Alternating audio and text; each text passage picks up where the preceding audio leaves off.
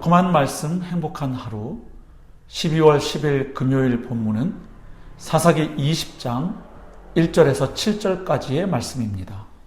이에 모든 이스라엘 자손이 단에서부터 브엘세바까지와 길르앗 땅에서 나와서 그 회중이 일제히 미스바에서 여호와 앞에 모였으니 온 백성의 어른 곧 이스라엘 모든 지파의 어른들은 하나님 백성의 총회에 섰고 칼을 빼는 보병은 40만 명이었으며 이스라엘 자손이 미스바에 올라간 것을 베냐민 자손이 들었더라.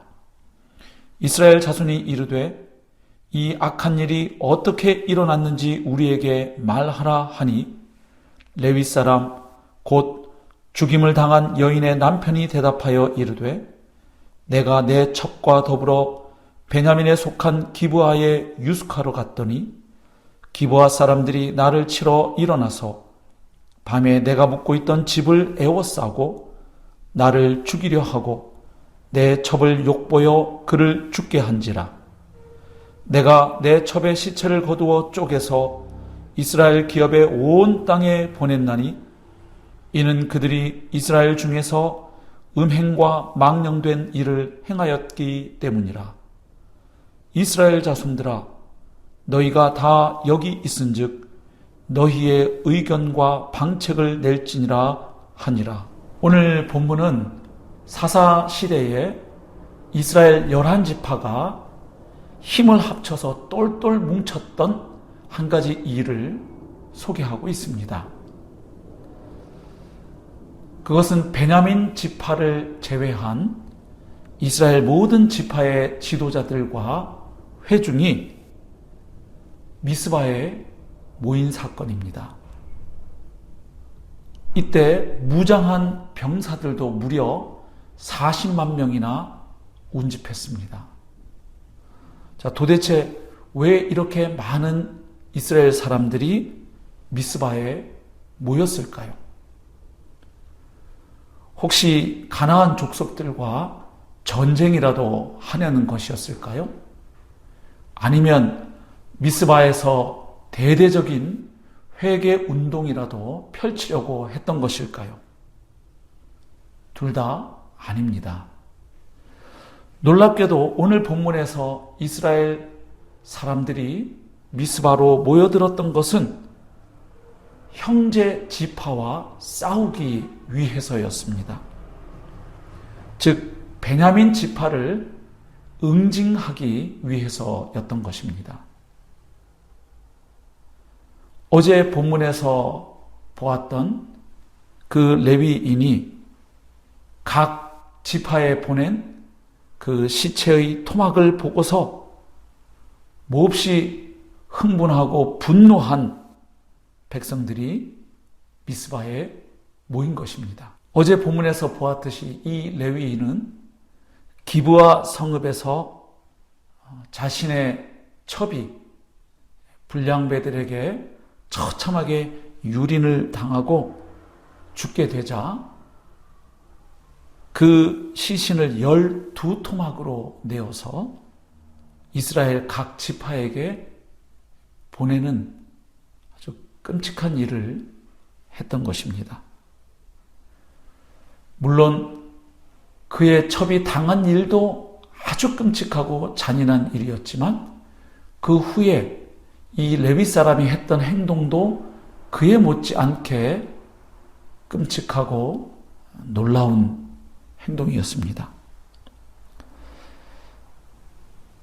이렇게 해서 이스라엘 백성들이 지금 미스바에 모여들었고 그들은 이제 바로 그 레위 사람에게 자초지종을 말해보라고 요구합니다.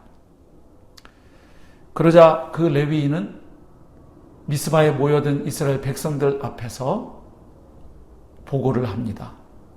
그런데 그의 보고 내용을 읽어보면 사실과 왜곡이 뒤섞여 있습니다.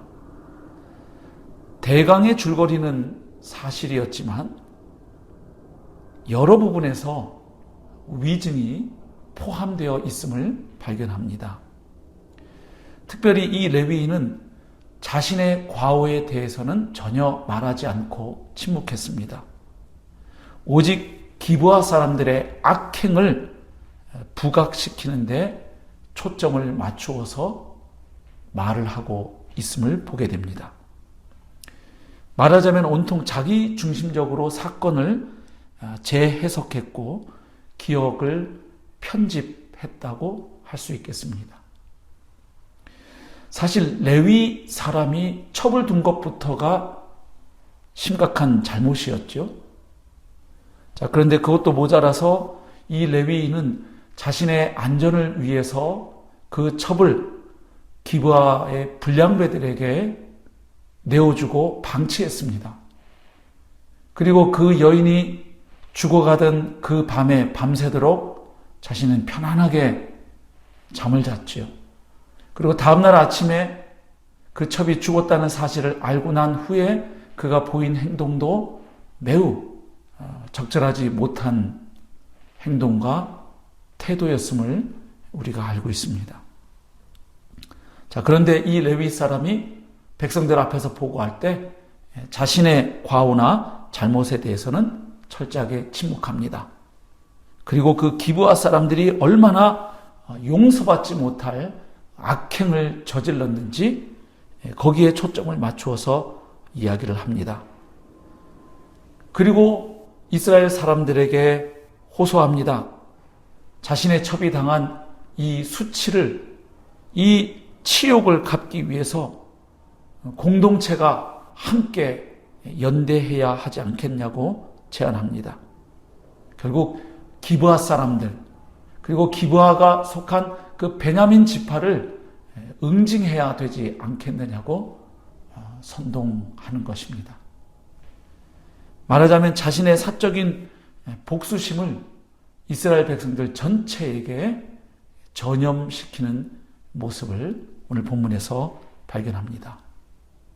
자, 이렇게 볼 때 오늘 본문에서 발견하는 이스라엘의 모습은 그야말로 한마디로 총체적인 난국이라고 할 수 있겠습니다.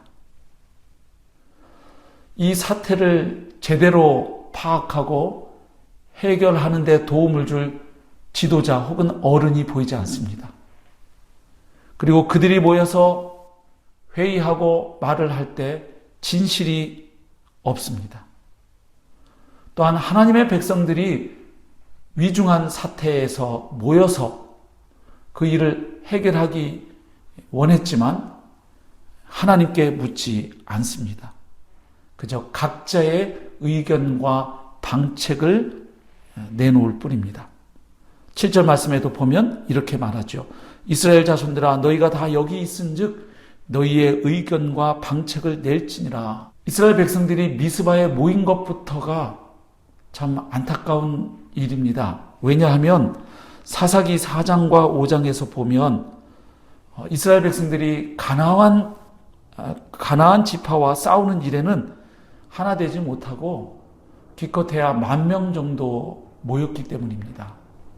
자, 그런데 오늘 형제 지파와 싸우는 일에는 무려 40만 명이 모여듭니다. 참으로 아이러니한 모습입니다. 사실 지금 발생한 이 사건은 기브아 혹은 베냐민만의 문제가 아니었죠. 이때 이스라엘 전역에는 이러한 영적인 부패와 또 음란함, 잔인함, 우상숭배적인 태도들이 그야말로 만연했던 것입니다. 어느 한 지파만의 문제가 아니었습니다. 그런데 지금 이 일이 일어나자 마치 자신들은 그렇게 살고 있지 않다는 듯 이 악한 일을 행한 사람들, 그 지파를 응징해야 한다고 흥분하여 수많은 사람들이 모여든 것입니다. 자신들은 그렇지 않다고 여기는 태도입니다. 또한 드러나고 들춰진 타인의 허물을 손가락질하면서 자신의 허물과 죄는 용케 감추어졌다고 안도하는 바로 그런 모습을 보게 됩니다. 그리고 이 사람들이 모였을 때 거짓의 말들이 그곳에서 퍼져나갔습니다. 결국 내일 본문에서 우리가 보게 되겠지만 이스라엘 백성들은 동족끼리 전쟁을 하게 됩니다. 참으로 안타까운 일이었습니다. 물론 그 악행을 행한 그 기브아 사람들, 그 불량배들에게 잘못을 묻는 것은 필요했겠지만 이렇게 국가적으로 전 지파가 싸워야 할 만큼의 거국적인 일은 아니었지요. 그리고 그들이 모여서 일을 처리하는 방식도 참 문제가 많습니다. 이 사람들이 총회로 모일 때 베냐민 지파를 초대하지 않았습니다. 부르지 않았습니다. 그래서 베냐민 지파가 그곳에 와서 함께 논의할 기회를 주지 않았고 또 그들이 이 일을 제기할 기회도 주지 않았습니다.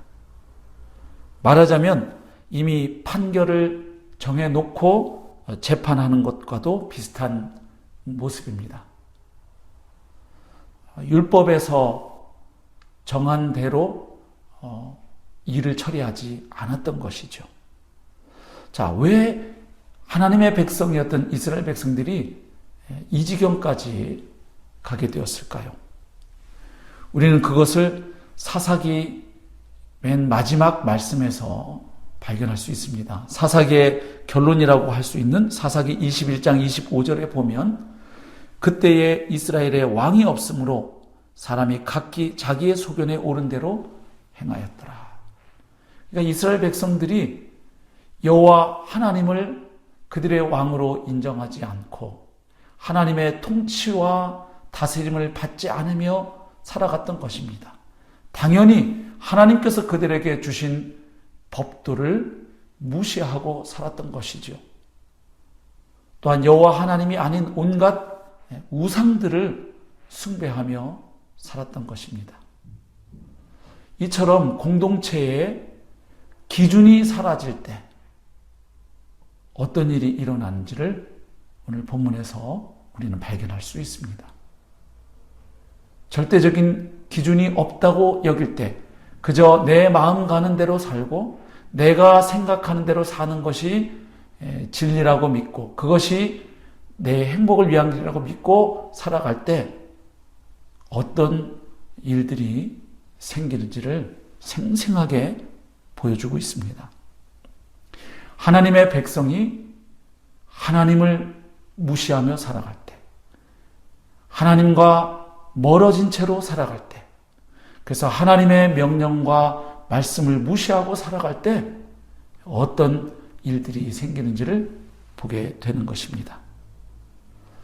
사랑하는 성도 여러분, 오늘 하루도 우리의 창조주이시고 구원주이시고 또한 장차 모든 인류를 심판하실 심판주가 되시는 하나님을 나의 하나님, 나의 주님으로 고백하며 살아가는 복된 하루가 될 수 있기를 소망합니다.